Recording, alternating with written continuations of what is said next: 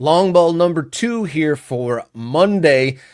Overseas, the FA Cup had their third round. The big players in the game some of them took on the lower leagues. Probably the highlight of the weekend, Plymouth got a win over Premier League side Brentford, but most eyes were on Spurs getting pushed all the way to extra time against fifth tier Tamworth.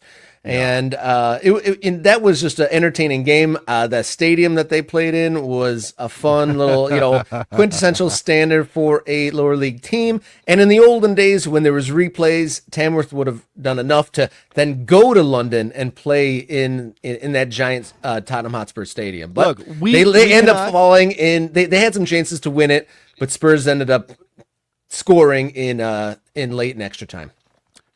We cannot be hypocrites and say there are too many games and players are being asked to do too much, et cetera, and then say, bring back replays. Well, in this instance, I understand, you can't have it both ways, but in this instance, Tamworth had done enough. In the 120 years of this competition, they had done enough to maximize the opportunity in the third round of the FA Cup.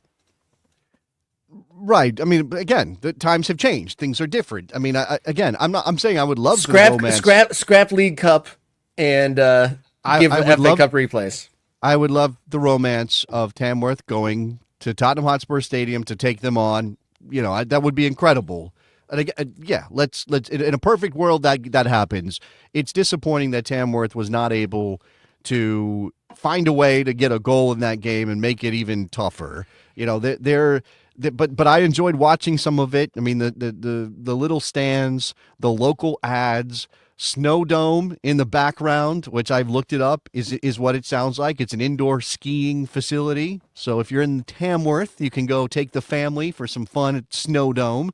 You've got I think it was Turpin's Bar and Grill was getting a lot of screen time. So shout out to them getting their money's worth on advertising in that Tamworth stadium. It was the camera angles, there's the vibes of it all was pretty incredible. And I give Tamworth credit.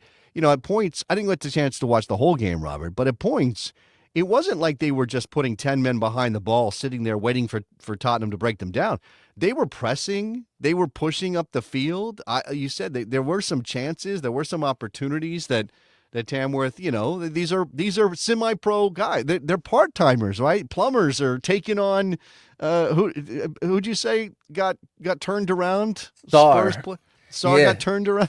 So, there was like I think you call it the pirouetting turn, the roulette move. It was a 32-year-old. I don't know if it was just a social media post calling him a plumber, but a 32-year-old center back doing a spin turn to get around Premier League player and then lay it off around another Spurs defender was pretty fun. And they had a header go just wide, a kind of a toe poke finish, get saved by the goalkeeper, the Spurs goalkeeper at the end, and then unfortunately what broke Tamworth was an unfortunate own goal, and it kind of went out of control from there. Yeah, it was surreal on some level to watch Dragic bring the ball up on this.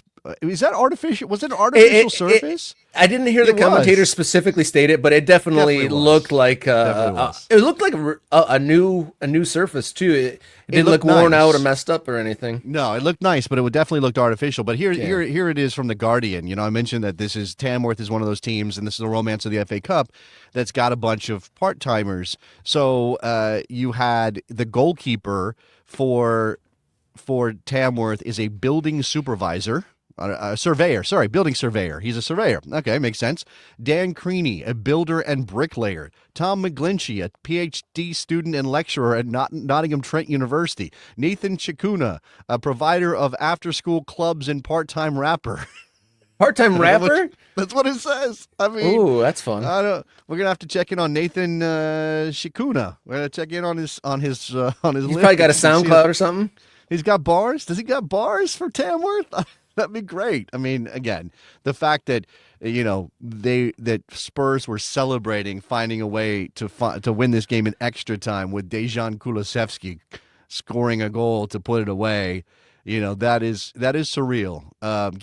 Tamworth a lot of credit. They weren't supposed to be able to do that, and they did. And I know that there was a lot of attention on the Arsenal United game, which United ultimately won on penalty kicks. This round of I would rather see Tamworth and Spurs 1,000 times over in this round than Arsenal United. I just don't like that. Yeah, beyond like today when the talking heads are reviewing that game, no one will probably remember that for very long, but people will probably always remember that Tamworth versus Spurs game. The people that were there, the fans, anyone in the area. I mean, I watched on TV. I mean, there's a game like Chelsea versus Bradford City about a decade ago that still comes to mind from time to time. So these are the matchups that are special. One of the upsets of the round, Plymouth beating Brentford. Plymouth fans lost their minds about that, but the fourth round draw came out, and Plymouth might have their biggest opportunity to have a giant killing as they drew Liverpool in the fourth round.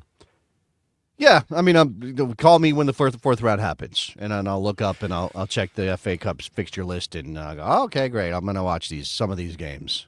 That's where I'm at with this at this point. Yeah, I'm not sure how much it stuck out compared to these other ones, but Liverpool beating Accrington Stanley 4-0. There were some fun goals. I really enjoyed Trent Alexander-Arnold's wonder strike. He struck it from about 20 yards, and it didn't spin whatsoever. It was just a straight knuckler, and then Chiesa scored his first Liverpool goal. So fun moment